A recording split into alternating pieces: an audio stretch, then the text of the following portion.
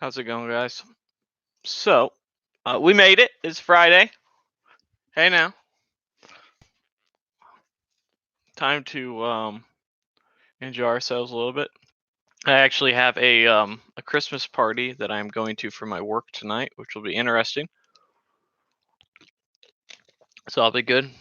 Um, Bring April. She'll get to meet one of my bosses, um, which will be nice.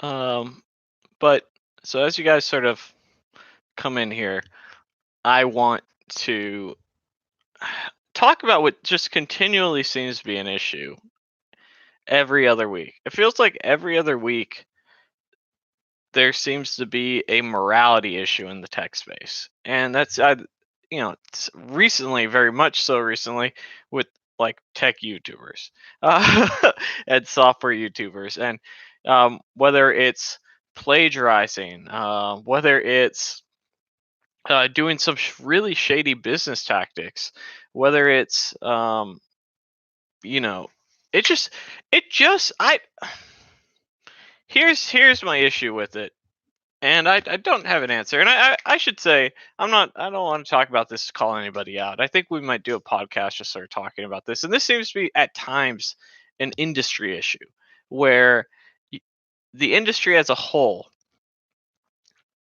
So and this is my thought anyhow, and I don't know how true this is, but as a software engineer, you can think very logically.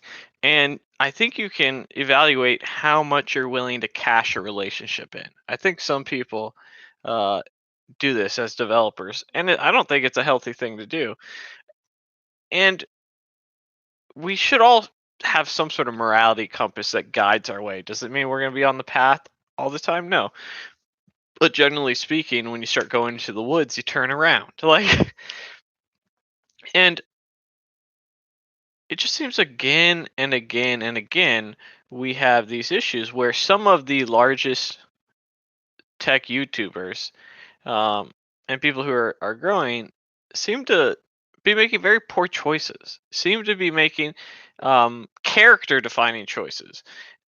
And it's it's sad to a degree, but it to me a lot of times it's very apparent. So like the people who are more likely to fall into this are the people who seem to be a little bit too into themselves and want to be a YouTuber more than they want to be a software engineer that does YouTube or like a tech person that does YouTube. And it just seems again and again and again we have um, this this bad, this negativity that because I'm a real believer that what you put out into the world has an impact. Who you surround yourself with has an impact on you, and thus who chooses to surround themselves with you have an impact, right? I really do believe in the philosophy that you are who you surround yourself with. And so when you're surrounding yourself with people, even on the internet in 2019, I consider, if you come to my weekly live streams every week, watch my videos, I'm going to have an impact on you in some fashion or form. And when people's morality is when people are that oftentimes people look up to and say, "Hey, man, I really want to be like this guy. This guy's killing it. This girl's killing it," and there's some level of acceptance of the poor choices you have made, and therefore have that impact out into the world where you are lowering the level of acceptance, lowering the level of morality in the world. And I say this as someone who's flawed. I'm not perfect. I make mistakes, and I don't think we should ever judge people by one mistake, two mistakes. But eventually, you have character defining things where you're like, oh, this isn't an outlier. This isn't a moment of weakness. This is in fact who you are. And it's probably been really stressful to hold back who you are and pretend to put on a face for other stuff. And it's concerning because you know, I don't know. Like I don't know what to do about it other than just trying to put out doing my own thing. But it's concerning because a lot of people like these are very large channels and companies and just like everything go on that just making bad choices, man. What's going on, Caesar? So, I don't know, man. It's depressing to a degree, but life is good on my end. I got no complaints. I got my contract for my LinkedIn course I'm doing. I in the process of leasing my courses on a couple other platforms. Uh, can you become a front end developer in 3 months? I mean, anything's possible. It all really depends on that. Is that going to be hard? Absolutely. But considering you have previous programming experience, it may be reasonable. It's Are you going to go and make $150,000 like I do? Probably not. Could you go and get a $10 minimum wage internship? Maybe. Still be pretty hard. Most people don't want to hire people that for most companies want senior developers. So even to find one that wants junior developers is hard.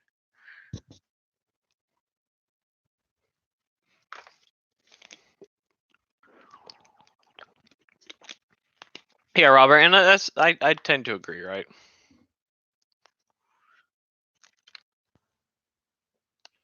Yeah, and did I start making six figures off the bat? No, of course not. I started at $12 an hour in an internship.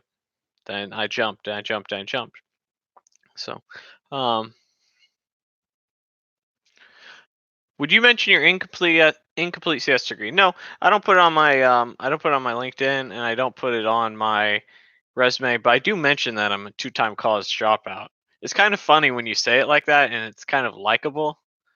And like I started off my when I did my my conference talk, I said, "Hi, my name is Dylan Israel, 32 years old, got three cats, two dogs. I'm a proud two-time college dropout." like, um, happy Friday, Joseph. But um, yeah, my degree doesn't have any impact really on me. It's all about skill and experience nowadays. Um, hey Sandeep, you have your pets for your intro, yeah. And that's the thing is like for me, I like to tell you a little bit about myself. And um I here's the thing is I don't want to do this whole personal branding thing or whatnot, but there is value in people knowing who you are. There is value in people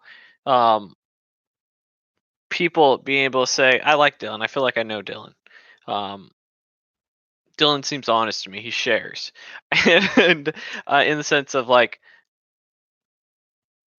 I want to portray who I am, not and who I want to be, but not a fraud. And like part of the reason I'm very open and I talk about things like money in my life and in my conference talk, I introduce a little bit about myself is I want you to understand who I am and why I do the things I do. And if we can make that connection, you might be more interested in what it is that I'm trying to teach, what it is I'm trying to say, and how I can maybe help you and perhaps how you can help me down the road. WGU didn't sound that great. Sound like outdated materials. Yeah, it's so funny, man. I get so much hate on the video I did about WGU's review, and people are like, "What are you expecting? Are you retarded that they have outdated?" Of course, it's college. You're an idiot. Oh, they test you on stuff, and that's all it is. Yeah, of course, it's college. You're an idiot. Like people are really upset that I have a negative review of WGU.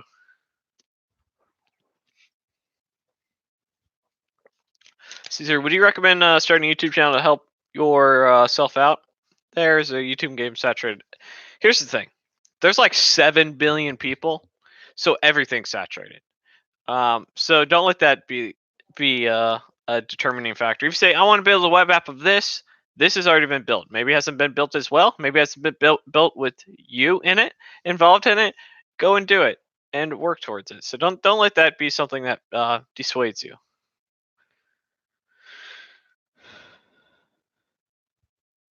Hey Jordan, how's life, man? Haven't seen you for a minute. Yeah, what's going on with me lately? Oh, I'm working on my 100 Angular challenge course. That's a lot of fun. I'm partnering up with somebody on the 100 view challenge, and I'm partnering up with somebody on a C# algorithms course. So that's pretty good. It's been good though.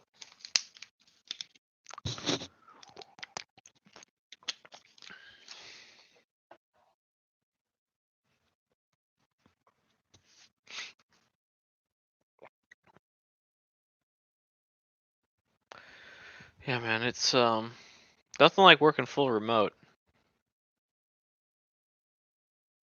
That's probably the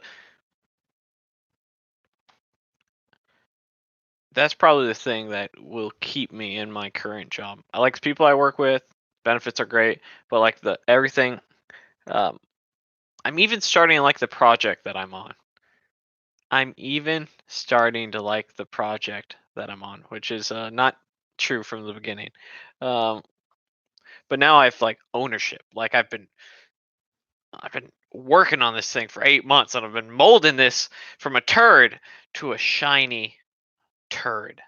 And one day we're gonna get rid of the poop, and it's gonna be a gold nugget, baby. Like, and I've been shining it, and we're getting some good shine off on that. So like, now I'm really starting to like it because I can work in it. It's getting solid. Um, I had to break it a couple times. I had to break it a couple times to get it there, but I'm feeling pretty good about it. I'm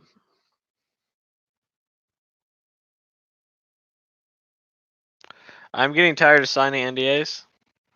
Eh.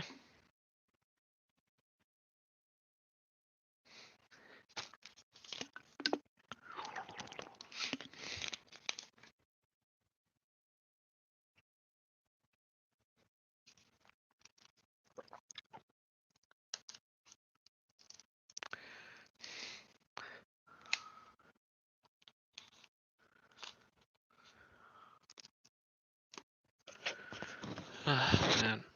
But yeah, so life is good. Working on the Angular course. My dad is going to help me. He's going to be my editor for the book that I'm writing. So once I launch the Angular course, which I'm hoping by the end of January, realistically, I think that's a pretty realistic starting date. That then I'll be able to convert my time to the Angular course. I'm gonna go out of town for 2 weeks to go see Ricky, hang out, see the area, and then I'm going to probably go to Mammoth Mountain pretty soon with my dad. And then what else I got going on? Yeah, I don't know, man, but life is good. Would you recommend to get a good grasp of HTML, CSS where I could create a static page and move on to vanilla JavaScript? Yeah, so what I would recommend is that not only do you create a static page, you create one, and then you create a different one that then uses Flexbox, then you create a different one that uses CSS Grid, and then you create a different one that incorporates mobile first design or responsive design. That's what I would recommend.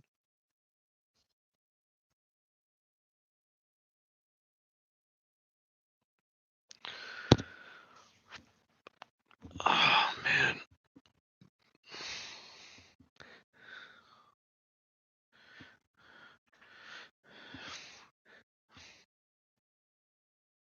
I don't think I've released any videos this week. I just realized.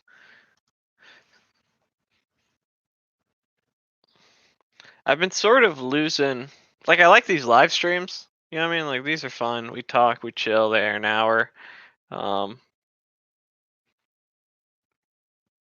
but like, I haven't quite. There hasn't been really anything I want to talk about. You know what I mean? Like, there's nothing I want to say. Like there's there's like I don't have no topics to do videos on lately. There's just not really too much. There's a lot of cool stuff I'm doing. But I've already talked about this stuff. I've already talked about giving your first conference talk, preparing for your first conference talk, building a course, long-term cyber. I've talked about all the things I'm currently doing. So like I don't know. Maybe I'll do some Angular tutorials. I'll do one on dependency inversion, something like that. How do you stay disciplined while working remotely? It's pretty easy. Um, all you gotta do is remember about how much it sucked to go into the office. That's on. That's on. That's not like a smart ass thing to say. I'm being 100% serious. Remember how much it sucks to do an hour round trip driving and having someone look over yourself and all that sort of stuff. So, update on video dev docs. I'm so I'm trying to get this course done, and then I'm jumping into video dev docs. Um, the code for the alpha is done. Done. Uh, we'll see once we get some people on the site. But I need to record the videos, and that I think, Code Poppy, I've decided what I'm going to try and do is gonna on Christmas break. I have about 10 days off on Christmas break. I'm gonna spend maybe about 5 hours a day just doing nothing but recording videos and working on it, and then release it. Your company lets just let go of 75% of the dev team. You got a startup? That sounds like a startup life to me. Oh my god.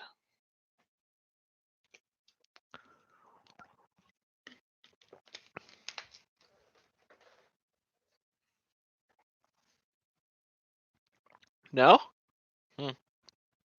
Small company? It's a big company that let off 75% of the dev team?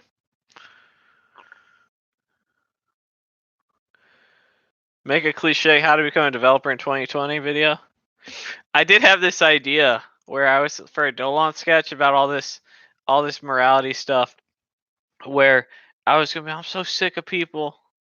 All this sort of I go on this tirade and then I'd leave and then Dolan would come on and Dolan being a robot like, listen right now, you can buy my Wix course for $300 and I guarantee you 0% of the time you'll make $100,000 a year. Guaranteed. 0% of the time. Just it's something stupid. That's the only video I've come up with that I want to do. How do you stay motivated while working the pizza delivery driver while driving? I'm currently working a depressing factory job while coding after work. So Steven, um, I mean, isn't that the motivation itself? Like if I told you like I imagine I've known a couple of people who work in factory jobs. So if I'm going to generalize, I'll just give a fair warning. I'm going to generalize. Your back probably hurts. Your feet hurts. The pay is about $2 to $3 above minimum wage, and pretty much anybody can get one of these like moving stuff around in the factory job. So you're there. It's sort of a bottom of the barrel thing, which means that oftentimes you're not surrounded by super motivated people. Maybe there are people who are just all they do is they get off work and they drink or they do drugs or whatnot. Like this has been, I've had 3 or 4 friends who worked in factories. This is typically how a lot of them go. And again, generalizing. So don't want to talk bad about your factory or anything, but it's a rough situation. Um, so You are literally describing my job. I make $12 an hour, and I'm lifting heavy boxes of juice all day in cold environment. Yeah. See, all right. So what I would say is this, Stephen. One, you can make more money delivering pizzas. So something to consider, and it's a much easier job. Two, you will have more hours to actually go and study and code. Um, so something you can consider about maybe changing direction. And sometimes all you need is a change of pace. 3, that is your motivation. The motivation isn't, oh, I want to be a developer. The motivation is, I'm sick of working in a factory. That's the motivation. Like that, for me, it wasn't, I always wanted to be a developer. Um, it's, I don't want to do, I don't want to be broke, and I don't want to be hungry, and I don't want to be delivering pizzas till I'm 40, because we're getting pretty close to 30, and I don't, I'm feeling pretty shitty about myself.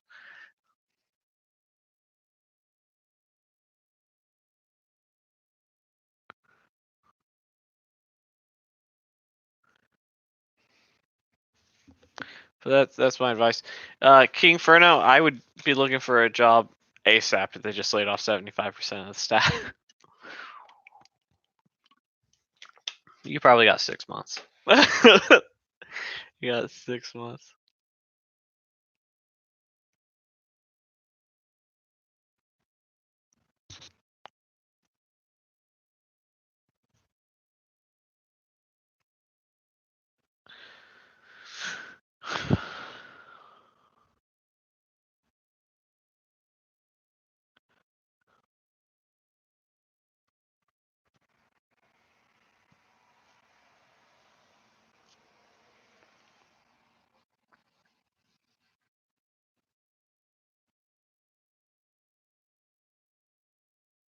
Are you part of the new wave of YouTube devs who hate the corporate environment? Um, I am not big on corporate America, and you'll hear me in podcasts saying like you need to prepare yourself mentally. But here's the truth of the matter. Um, the truth of the matter is that a lot of jobs suck. There's a lot of jobs that, especially when you're getting started, like once you get to like big corporations, it's much better, and you have a couple of years under your belt, um, where you have options. Early on, though, in your career, you're gonna probably work at some shitty places. And that's not gonna say like they're gonna be god awful. They're not gonna be hitting you in the head with a frying pan or something weird, or, but it's gonna be high stress. Um, it is going to be long hours sometimes, but that's just the way it is, right? And if I were to tell you that's not the case, and if that's all you've ever experienced, then it's very easy to understand how a lot of these corporate jobs suck. Um, but that's the beginning. Get to a better company. Like the company I work at, what has been a couple years in a row LinkedIn's top 50 companies to work at, and that's fantastic. Um, pay, benefit wise, stress wise. Um, so what I would say is this: is that there are a lot of reasons why I don't want to work for a company, and the main thing is because I have to, and I've never ever liked to do anything that I have to do. I like to have choices. I like to be able to say this is what I want to do. And even when I work on side projects, they're there to generate revenue and money and enjoy myself, but there isn't the goal is not to be unemployed and self-employed. The goal is to have the option to financially. That's the goal. Because honestly, as I've made more money, as my career has progressed, things have gotten better, easier with less expectation. And I've never been happier than this since I've been a developer. So do I hate some aspects of corporate America? Absolutely. Um, is it as bad as some people make it out? It's not that bad.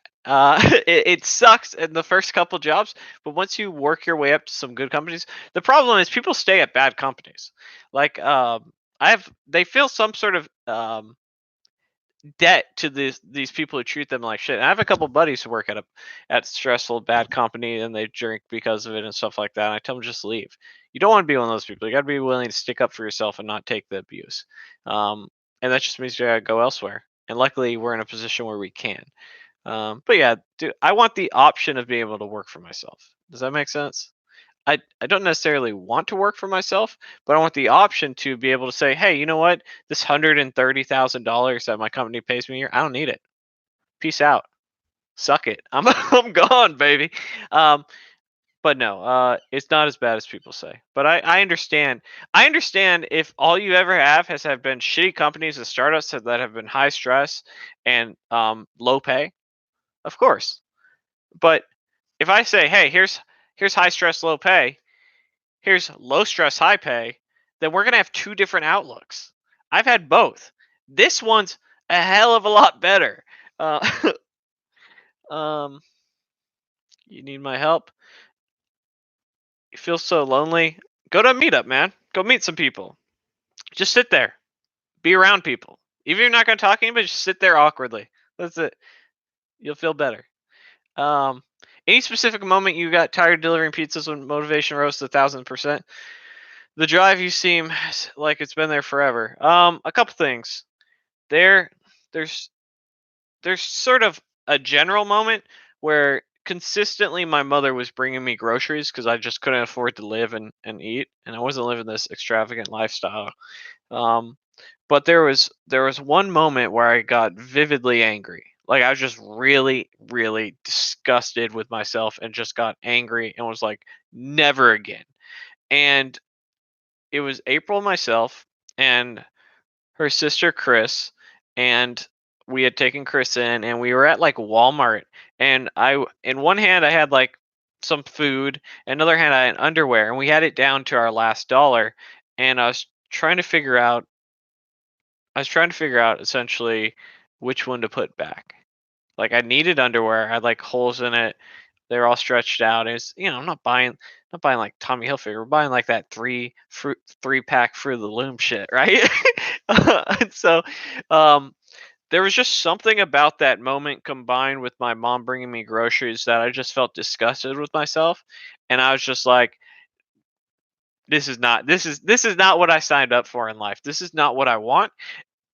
We're gonna go and do it our way. We're gonna go because I know I can do it my way. I'll figure it out. I have no problem dedicating hours every day and time and energy. I can do it, but I gotta do it my way. And that was the moment where I devised a plan where I'm dropping out of college and I'm gonna go and become a dev and be self-taught. Underwear. The underwear. Um, do I agree with people who say you should lie on your resume? No. So I do not. Um, I I don't know. And here's the thing: the good companies will verify that you lied on your resume, um, or they will verify your resume.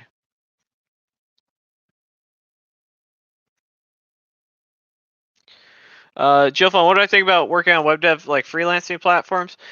I think it depends on what you need to charge. So like a lot of people on those platforms are like third world countries, and it makes it hard to compete with those rates, but not all. So I do think it's fine. I think early on you're gonna have to charge much less as you build up a reputation, but it's definitely something I've looked into, but I haven't ever actually done. How long after being self-taught do you start applying for jobs and gigs? So when I got my first dev job and I dropped out, first non-dev job, but at a software company, so it's a technology trainer. It's about 6 to 7 months where it's just been going nonstop. I was like, dude, I think I can get a job. So about 7 months.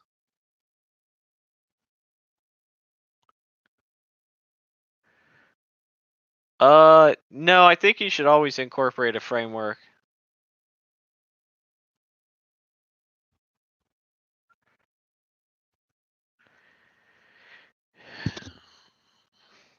So like to Todd's thought of like being angry or becoming a senior developer, there are these moments in life where you have a choice and you have these rock bottoms where you have to say something along the lines to yourself where, am I going to continue doing this and going in a direction I don't want? And this is like not just like becoming a dev and like, this could be about weight gain. This could be about whatever it is that you are struggling with in life. And there are things that I struggle with. I'm struggling with keeping my weight down and not eating sweets and eating healthy. And this is something I've been struggling with, and I've need to decide if I'm going to make my mind up about this currently. Um, I'm struggling with a few things in that department, but there are those moments where it stops being fun struggles, and the dude's like, "Oh, I know I should do this, ha ha ha." And then there's the real shit where there's just something that is unacceptable. It's unacceptable. This is not what I'm going to do with my life. It's not. We're done. We're done. Nothing but overcoming this shit right here, all my energy. So there's this, some people have a higher level of tolerance to shitty life. and that's a mistake. And that might be your upbringing. I had a pretty good upbringing. So the idea that maybe you came from a broken home where you got beat or you just were verbally abused, all that sort of stuff, your level of tolerance for what is acceptable for your level of rock bottom is much deeper than other people's. You don't want that to be the case.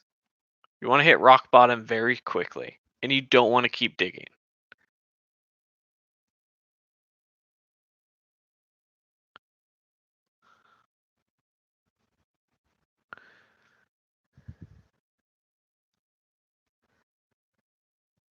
Yeah, Belzica, yeah, your pay is a little lower and you're getting good experience. Yeah, then you'll move on to other places and you'll have a bad experience and you'll have a good one and great one.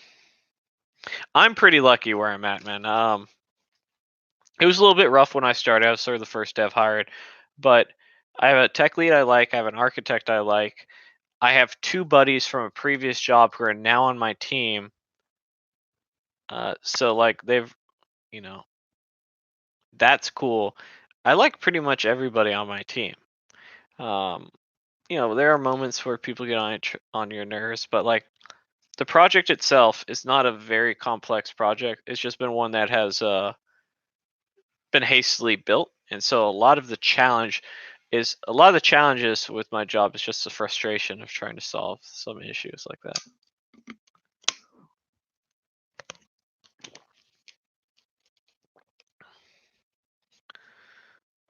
Pon con queso. I can't really talk about this stuff, man, on stream. I wish you the best of luck, man. And I think you should just maybe talk to some friends and family.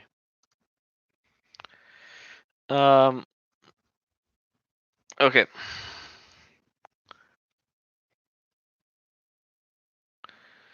A lot of economics are predicting there's going to be a recession next year. How would you prepare for a poor labor market or economy?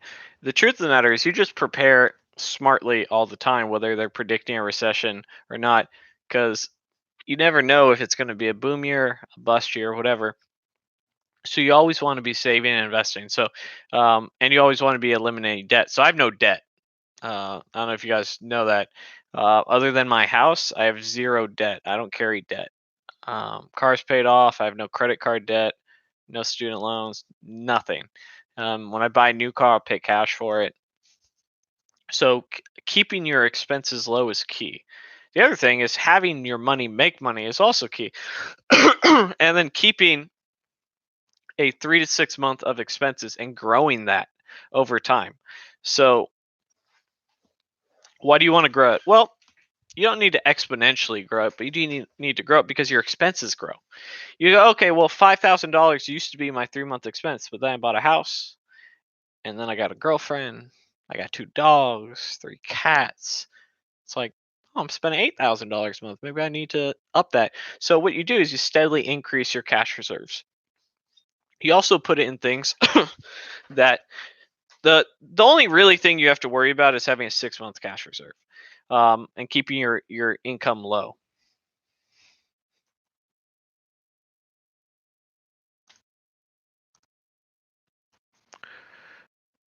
So other than that, just making smart financial decisions, not taking out debt, not buying things you don't need, and consistently investing. So I invest about a third, if not close to half of my income. This year alone, I just hit actually a financial goal. I got confirmation 2 days ago that the private mortgage insurance on my house is gone. I bought my house a little over a year ago, about a year and 2 months, and I only had 3% to put down, or I only felt comfortable. But if you do that, you then have to pay private mortgage insurance. So I do follow Dave Ramsey, but I pretty much have done everything Dave did before I followed Dave Ramsey. Um, so for anyhow, a major financial milestone that has recently happened that I got confirmation was I paid off this year alone. Even with getting laid off, I was able to pay that additional 17% of my home down, which was about, house was 260, so it's about 45,000 or $40,000 of additional principal, which not only lowered the interest that I'll be paying and more principal, but Now I lowered my private mortgage share. It's expensive. It's close to $100 for every 100,000 that you're borrowing, and so that $280 bill a month is gone. So I've lowered my cost of living by about $280 or $275 a month. Um, just not waste that money. And I pay even now. Right now, I'm rebuilding some cash reserves because I used a little bit of it to pay down the mortgage as a Christmas present to myself.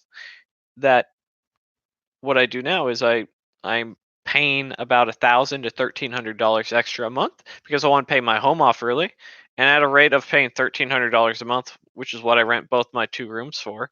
Um, my 30-year loan becomes a 10-year loan.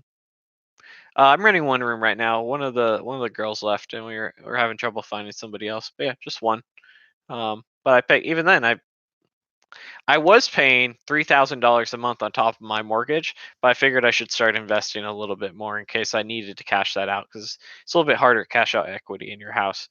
So instead, I put it into things like dividend ETFs and items like that. Um, but to answer your question about recessions, there's going to be recessions. There's going to be good times, so there's going to be bad times. The thing is that you want to be able to handle the bad times. Bad time came recently. I got laid off. I didn't get another job for 2-3 months. Not only that, I got a job states away that sounded like a dream job. It's awful. I came back. I had to look for another job. It's absolutely awful. So, but did it cripple us? No. Did we lose our house? No. Are we in a good financial situation? Yes, because we saved, we invested, we put money away, we kept um, our debt to income ratio damn near zero. Um, we're paying down our mortgage. At some point, I will have this house paid off. Maybe not this house, but the next house, because I'm probably going to move. Have this house in the next 5 years. I'll have the next house I buy paid off in 4 years, maybe. Um, because even though we bought a bigger house than we need, we bought a house that was within our range. This is the craziest thing I ever heard. I bought a house for 260 grand. I got they said they could pre-approve me for like $750,000. I was like, that'd be like 65% of my income towards house. I'll pre-approve you for it. Don't you worry. Like, okay. What am I gonna do with that? Um,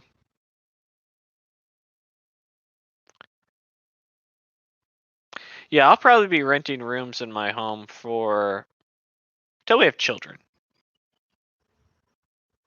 So, um, if I rent if I rent rooms in my house for 2-3 years and I just throw it at the mortgage, it's not like I'm living off of it, then not only do I make that money, not only am I paying it off earlier, that increases the rate at which my principal to interest goes. So you're actually paying less interest over the long term as well.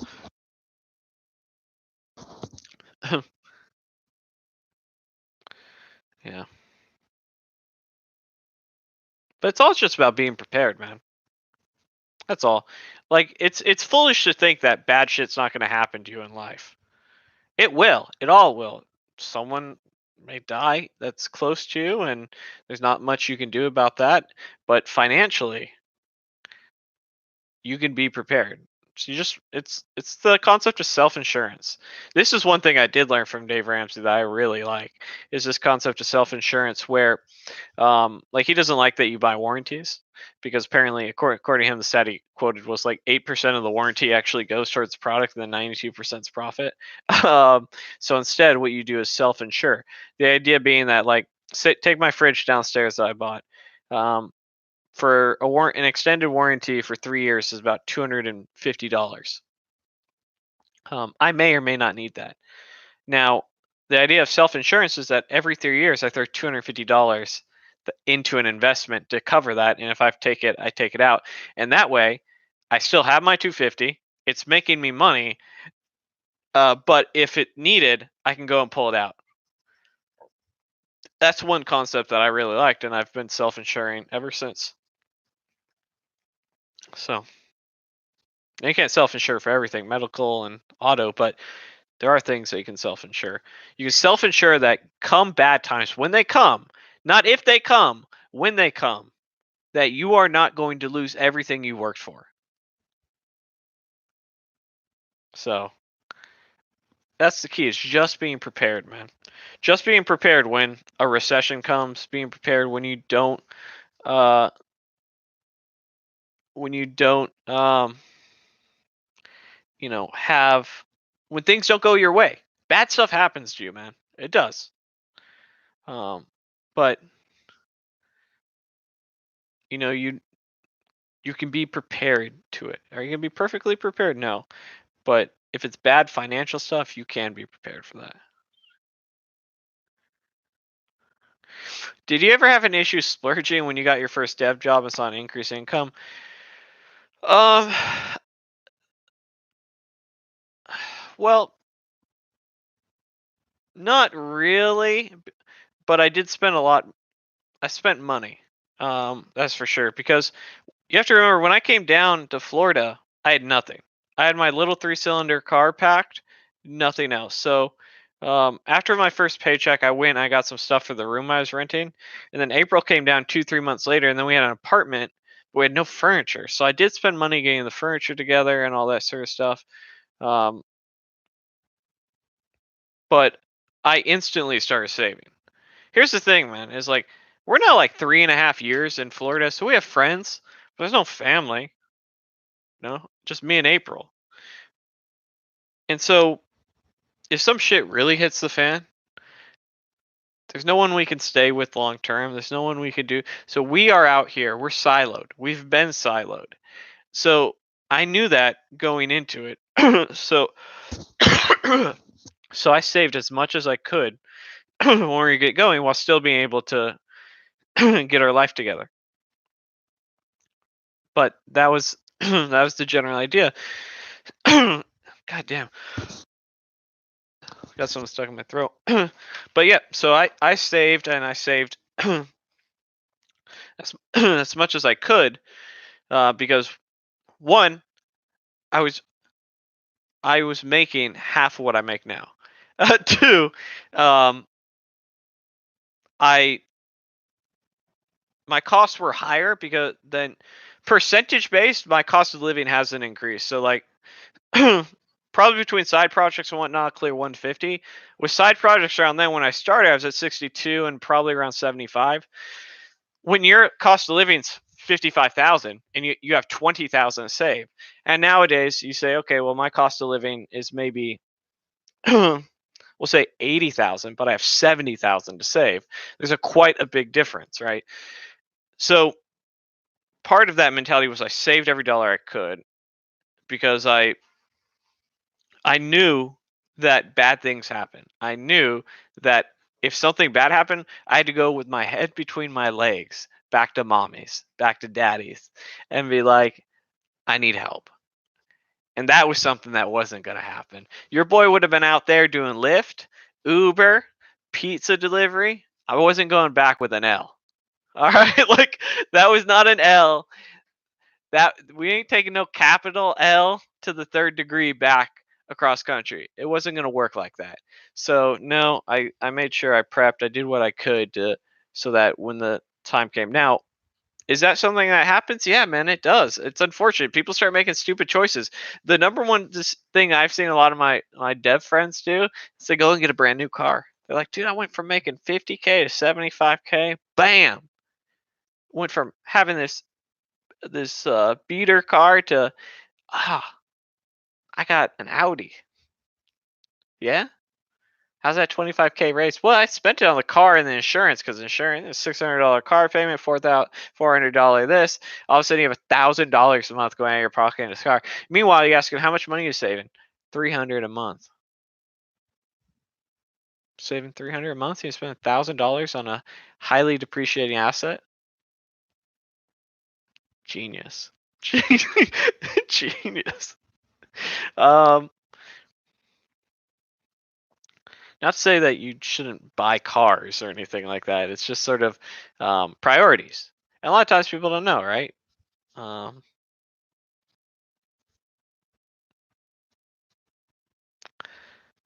But no, I think the one thing I treated myself with was I got a light alarm. That was something I always wanted. I spent like $60 on that. I love that thing.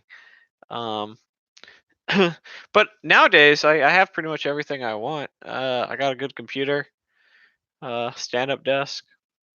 I do want a new car though, but it's gonna be a minute. I don't need it.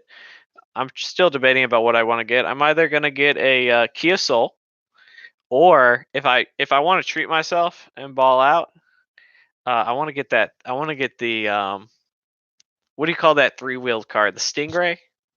I want that. That's that's that's what I want. I want that. Um, so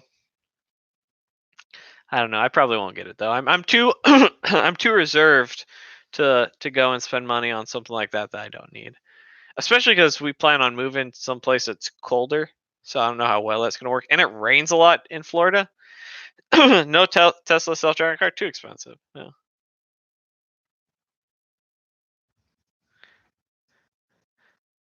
Yeah.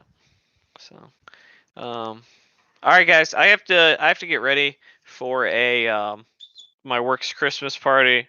I gotta go put on the game face. Today I had an interview, and the interviewer told me I did well, but they're not interested in juniors. So why'd they interview you? But yeah, it happens, man. Don't worry about it. Just keep doing your thing. All right. With that being said, guys, I appreciate it. If you're interested in any of my courses, there's links in the description below. I'll see you guys next time.